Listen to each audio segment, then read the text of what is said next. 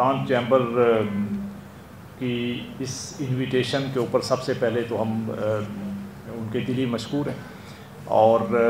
ساتھ ساتھ میں جو ملتان چیمبر کا رول ہے اور دوسرے چیمبرز کے ساتھ ساتھ ملتان چیمبر جس طرح اپنے ممبران کے جو ایشوز ہیں ان کو ٹیک اپ کرنا، اور گورنمنٹ کے ساتھ اور اسٹیٹ بینک کے ساتھ اور دوسرے جو ہمارے جو ریگولیٹری باڈیز ہیں ان کے ساتھ ایفیکٹو کوآرڈینیشن، یہ بہت میں سمجھتا ہوں کہ اہم کردار ہے، اور اسی کی وجہ سے بہت سارے جو مسائل ہیں ان کو ہمیں بھی سمجھنے کا موقع ملتا ہے، اور اسی کے نتیجے میں ہم جب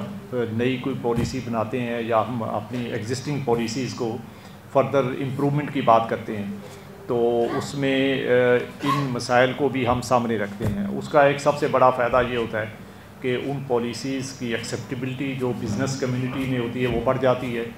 اور ساتھ ساتھ جو بزنس کے مسائل جو ان کو بعد میں آنے ہوتے ہیں ان پالیسی کی امپلیمنٹیشن کے نتیجے میں، تو وہ پہلے سے ہی بہت ساری چیزیں ایڈریس ہو جاتی ہیں، تو ان پالیسیز اور ریگولیٹری ریکوائرمنٹس کی اسموتھ امپلیمنٹیشن ہوتی ہے۔ تو اس کے لیے میں سمجھتا ہوں کہ آپ کا بہت اہم کردار ہے، اور اس طرح کے فورمز ہمیں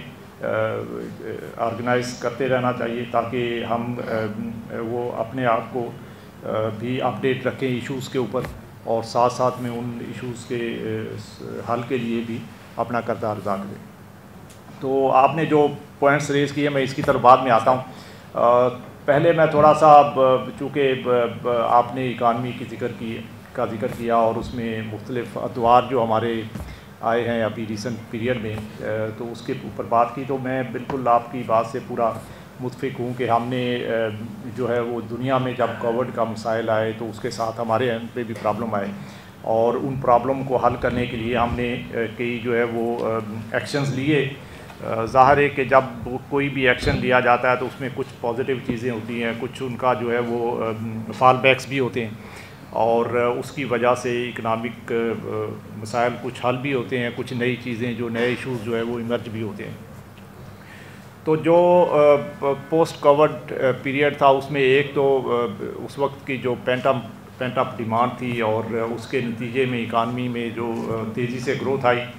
اور اس کے ساتھ ساتھ دنیا کے حالات بدلے، کیونکہ یوکرین رشیا وار، مڈل ایسٹ کے کرائسس، اور اس کے نتیجے میں کموڈٹیز پرائسز کا بڑھنا، آئل پرائسز کا بڑھنا، اور اس کی وجہ سے پھر ساتھ ہمارے جو ڈومیسٹک ایشوز تھے جس میں خاص کر 2022 کے اندر فلڈز کا آنا، اور اس کے نتیجے میں ہماری سپلائی سائڈ جو ہے اس میں ڈسرپشنز آنا، اور پھر ہمارے جو ایکسٹرنل اکاؤنٹ سے ریلیٹڈ مسئلے تھے، اور ہمارا کرنٹ اکاؤنٹ ڈیفیسٹ کا بہت بڑھنا، اور اس کے نتیجے میں ہماری امپورٹس کے اندر جو ہے وہ چونکہ ہمارے فورن ایکسچینج ریزروز بڑے تیزی سے ڈپلیٹ ہوئے، تو اس کے نتیجے میں ہماری امپورٹس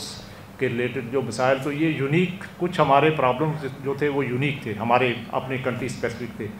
لیکن بہت سارے گلوبل پرابلمز بھی تھے جس کی وجہ سے جو ہے وہ ہمارے مسائل جو ہے وہ مزید اس میں کمپلیکیشنز آئی۔ تو میں سمجھتا ہوں کہ الحمدللہ بزنس کمیونٹی کے تعاون سے اور گورنمنٹ کی پالیسیز کے نتیجے میں، اور اسٹیٹ بینک نے جو اپنی سائڈ سے جو ایفرٹس کیے، ان سب کے نتیجے میں بہت سارے ہمارے اکنامک پرابلمز جو ہیں وہ حل ہوئے ہیں، اور جو رہتے ہیں انشاءاللہ آنے والے وقت میں اس میں بھی مزید بہتری آئے گی۔ تو میں 2-3 باتوں کا ذکر کرتا ہوں، اور اس کے بعد پھر کچھ ہم نے جو آپ کی سہولت کے لیے جو انیشیٹوز لیے ہیں اسٹیٹ بینک کی طرف سے ان کا ذکر کروں گا، اور پھر آپ کے اسپیسیفک پوائنٹس کی طرف آ جاؤں گا۔ تو اگر آپ کو یاد ہو تو ہمارا انفلیشن جو ہے وہ بڑھ کے 38% پہ گیا مئی 2023 میں، اور اس کے بعد پھر مختلف جب ایکشنز لیے گئے، اور انفارچونیٹلی ہم نے مانیٹری پالیسی کو بھی کافی ٹائٹ رکھا، اور جس کی وجہ سے آپ کی کاسٹ آف ڈوئنگ بزنس بڑھی، لیکن یہ ظاہر ہے کہ یہ بڑے مشکل فیصلے ہوتے ہیں، لیکن ان کو کرنا بھی بہت ضروری ہوتا ہے۔ اگر ہم نہیں کرتے تو شاید یہ پرابلمز جو ہے نا اور بڑھتے، اور اس کے نتیجے میں جو آپ کی مشکلات جو اب الحمدللہ کافی کم ہوئی ہیں، یہ شاید اور بڑھتی۔ تو یہ اس چیز کو ہمیں سامنے رکھنا چاہیے کہ کوئی بھی اس طرح کا فیصلہ جو ہوتا ہے وہ اس کا الٹیمیٹ آبجیکٹو یہی ہوتا ہے کہ ہم اپنی اکانومی کو مزید اسٹرینتھن کریں، اور اس کے نتیجے میں اپنی انڈسٹری کو جو ہے وہ سپورٹ کریں۔